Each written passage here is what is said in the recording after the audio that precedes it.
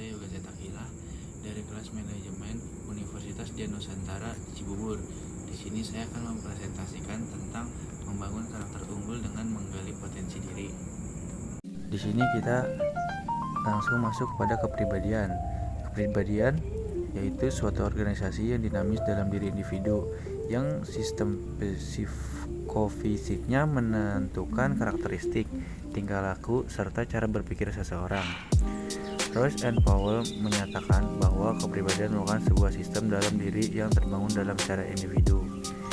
Ada 3, yaitu yang pertama memandang dunianya atau worldview, dan yang kedua memandang diri sendiri atau image of self, dan yang ketiga menjalani hidupnya atau lifestyle. Yang selanjutnya ada 3 faktor yang mempengaruhi terbentuknya kepribadian.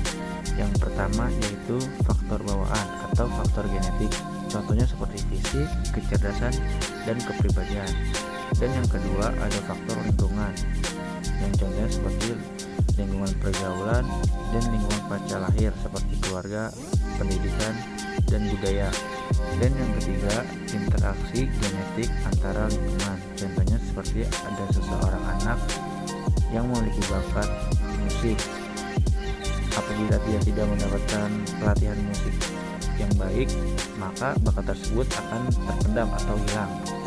Lalu kita masuk kepada mengenali diri.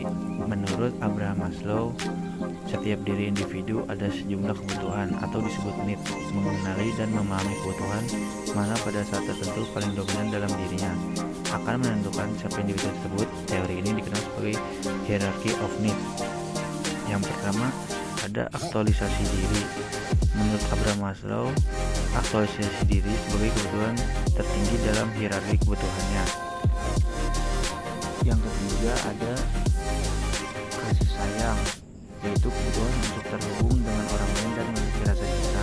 Kasih sayang dan penerimaan ini termasuk kebutuhan akan persahabatan, cinta romantis, dan rasa memiliki sebuah komunitas. Lalu ada di peringkat keempat ada rasa aman, yaitu individu akan mencari rasa aman dan terhubung dari gaya, dan ini termasuk keamanan fisik, keamanan emosional, dan keamanan finansial. Dan yang paling dasar adalah biologis, yaitu kebutuhan paling dasar dan harus memenuhi terlebih dahulu. Jika kebutuhan ini tidak terpenuhi, individu tidak akan dapat fokus pada kebutuhan lain. Lalu ada beberapa tahap untuk mengenali diri, seperti yang pertama, kenalilah kebutuhan kita saat ini untuk menentukan siapa kita sesungguhnya.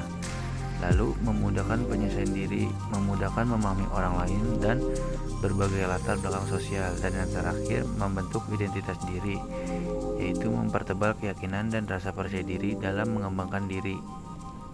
Yang selanjutnya, kita masuk pada nilai pembentukan karakter.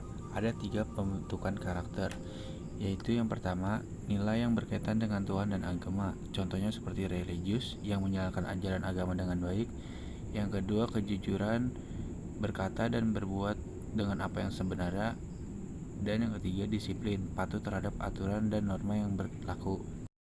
Nilai yang kedua yaitu nilai yang berkaitan dengan diri sendiri, seperti mandiri, yang mampu menyelesaikan masalah dan mengambil keputusan. Percaya diri, seperti melihat sisi positif dari segala sesuatu dan yakin kepada diri sendiri. Dan yang ketiga, kreatif, seperti memiliki daya cipta dan mampu menghasilkan karya baru. Lalu nilai yang ketiga yaitu nilai yang berkaitan dengan sosial, seperti toleransi, menghargai perbedaan dan bersikap tenggang rasa. Yang kedua, peduli sosial, seperti kepedulian terhadap orang lain. Dan yang ketiga, komunikatif, seperti mampu berkomunikasi dengan baik dan efektif. Dan selanjutnya ada menetapkan visi dan tujuan. Ada 2 untuk menetapkan visi dan tujuan. Seperti yang pertama, untuk dapat mengembangkan diri, dibutuhkan kemauan dan kemampuan untuk mendorong diri untuk selalu berkembang dan berubah ke arah yang lebih baik. Dan yang kedua, dalam menciptakan visi dan tujuan pengembangan diri diperlukan langkah sistematis dan terstruktur yang perlu dilatih dan terus dilakukan.